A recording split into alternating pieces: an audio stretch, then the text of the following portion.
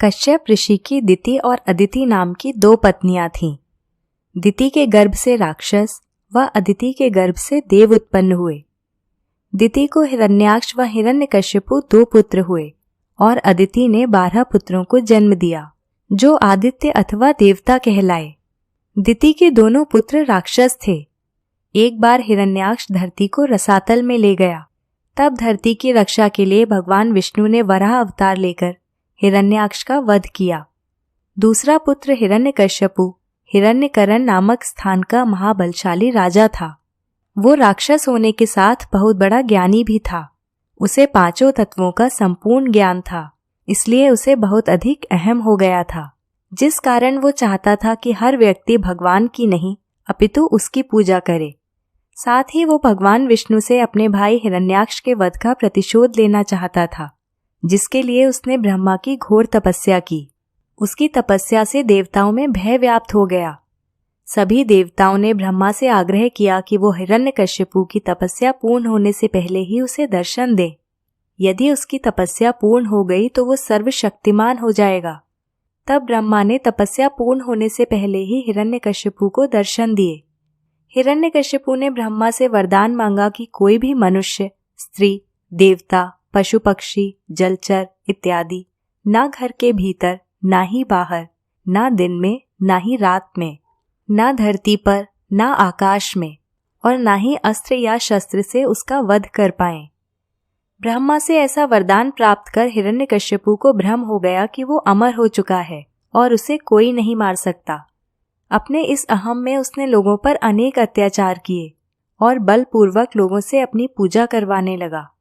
उसने अपने राज्य में भगवान विष्णु की पूजा को वर्जित कर दिया था और स्वयं को ही भगवान की उपाधि दे दी थी। परंतु उसका पुत्र प्रहलाद भगवान का परम भक्त था। प्रहलाद भगवान की नहीं अपितु अपने पिता की पूजा करे, इसके लिए उसके पिता ने अनेकों प्रयास किए, जो विफल रहे। प्रहलाद का पूरा जीवन हम अपने एक एपिसोड प्रहलाद की कहानी में बता चुके हैं।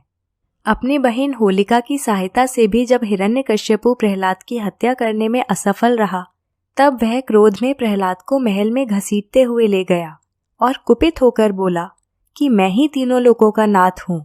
मेरे अतिरिक्त यदि ईश्वर है तो वो कहाँ है?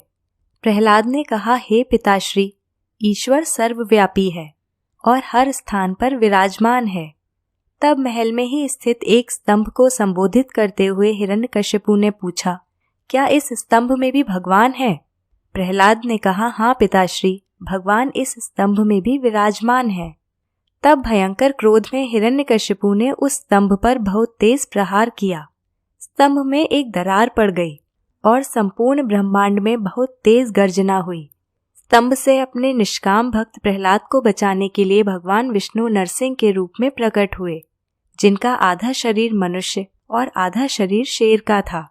उनका कद अत्यंत विशाल और मुख बहुत भयंकर था। उनके अंदर क्रोधाग्नि प्रज्वलित थी। उनके नख अथवा नाखून तलवार के समान थे। नरसिंह भगवान ने हिरण्यकश्यपु को अपनी गोदी में उठाकर महल की चौखट पर अपने नखों से उसका वक्ष चीरकर उसका वध किया। वध करने के पश्चात भी भगवान का क्रोध शांत नहीं हुआ। तब सभी देवताओं ने ब्रह्मा जी से प्रार्थना की, परंतु ब्रह्मा जी भी विफल रहे और वो लक्ष्मी जी के पास पहुँचे। लक्ष्मी ने कहा, भगवान के इतने भयानक रूप को केवल उनका शुद्ध भक्त ही शांत कर सकता है। सभी देवता भक्त प्रहलाद के पास गए और भगवान का क्रोध शांत करने के लिए कहा। तब प्रहलाद ने भगवान की स्तुति की और नरसिंह भगवान का क्रोध शांत किया। इसकी विवेचना श्रीमद् भागवतम के 7वें स्कंद के 9वें अध्याय में मिलती है। और मित्रों, इस प्रकार नरसिंह अवतार में भगवान अपने भक्तों की रक्षा के लिए सदैव आते हैं। प्रतिदिन नरसिंह भगवान का स्मरण करने से सभी विपदाएं और कष्टों का नाश होता है। कलयुग में नरसिंह कवच का उच्चारण अति उत्तम बताया गया है। नरसिंह कवच स्तोत्र का उल्लेख ब्रह्मांड पुराण में मिलता है। तो आशा करती हूँ आपको यह जानकारी पसंद आई। ऐसे ही और भी एपिसोड्स के लिए हमारे चैनल द स्पिरिचुअल वर्ल्ड को सब्सक्राइब करना ना भूलें। जल्द ही मिलेंगे एक नई रोचक कहानी के साथ। तब तक के लिए नमस्कार।